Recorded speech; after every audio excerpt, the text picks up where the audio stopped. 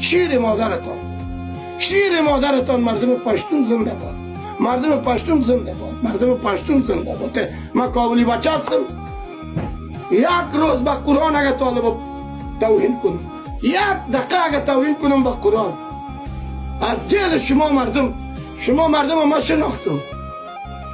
یک پشتون یک روز مرا دو نزده، یک گوسبک یک روز مرا دو نزده، فقط برادرای هزاره مرا توهین میکنه و تاجیکا دو میزنه. ما چی گپ شده؟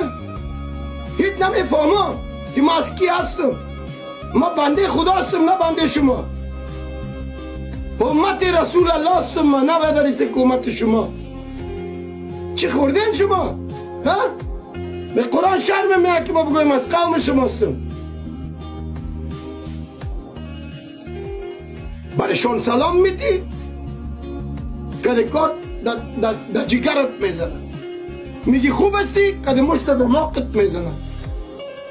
و برادر تا به کی جایل تا به کی قدر به منطق میمانین؟